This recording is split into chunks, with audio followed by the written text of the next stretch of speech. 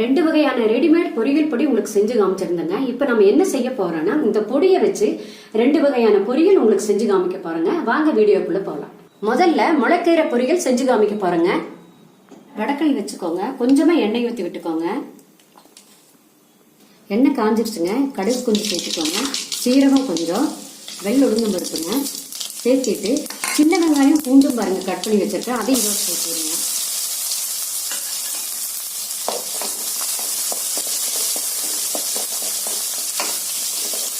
பாருங்க, இது கூட 2 வரமிளகாய் கிள்ளி போட்டுருங்க. கருவேப்பிலை கொஞ்சங்க, இதையெல்லாம் சேர்த்து நல்லா பொன்னிறமா வதக்கி விடுங்க.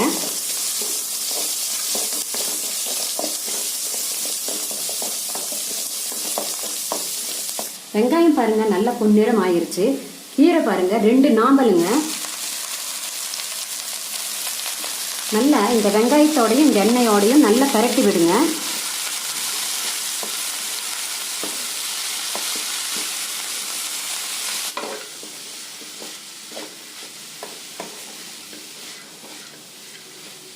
கீரை பாருங்க வெங்காயத்தோடையும் எண்ணெயோடையும் நல்லா பரட்டி விட்டாச்சுங்க. இப்போ கீரையோடைய அளவுகள் கம்மியாயிருச்சு.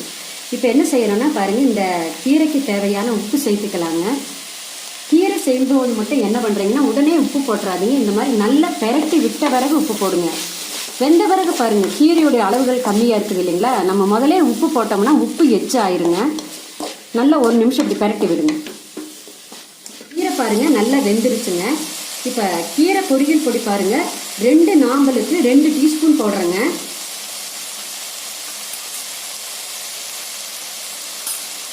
போட்டு விட்டுட்டு நீங்க என்ன செய்யறீங்கன்னா நல்லா இப்படி பரட்டி விடுங்க. முதலே வரமிளகாய் போட்டிருக்கேங்க. இந்த பொடியிலும் காரம் இருக்குதுங்க. கீரைக்கு தகுந்த மாதிரி நீங்க பொடி சேர்த்துக்கோங்க. பொடி போட்டு 1 நிமிஷம் மட்டும் பரட்டி விட்டா போதுங்க. கீரை பொரியல் ரெடிங்க.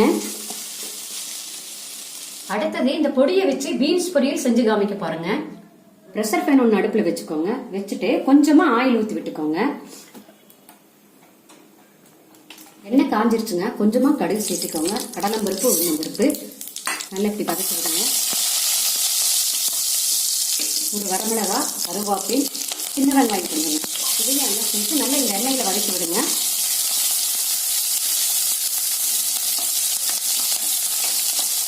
வெங்காயம் கடலைப்பருப்பு பாருங்க நல்லா எண்ணெயில வதங்கியாச்சு.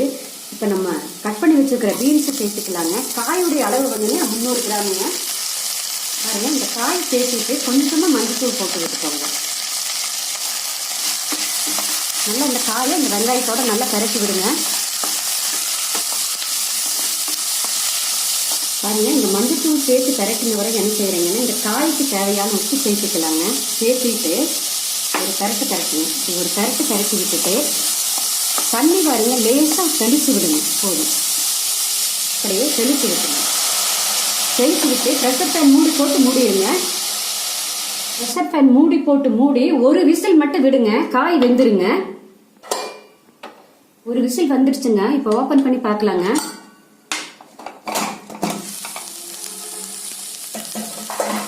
பாருங்க, இந்த காய் பாருங்க நல்லா வெந்துருச்சுங்க. இப்போ நம்ம என்ன செய்யறோம்னா பாருங்க, இந்த 300 கிராம் பீன்ஸுக்கு 3 டீஸ்பூன் பொடி சேர்த்துக்கலாங்க. காரம் எல்லாம் இதுல இருக்குதுங்க.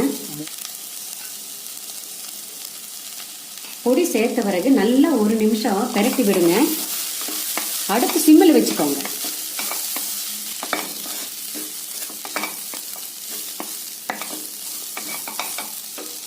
பொடி சேர்த்து 1 நிமிஷம் மட்டும் பரட்டி விடுங்க. பொரியல் ரெடிங்க. பொடி சேர்த்து 2 வகையான பொரியல் உங்களுக்கு செஞ்சு காமிச்சிருக்கிறேங்க.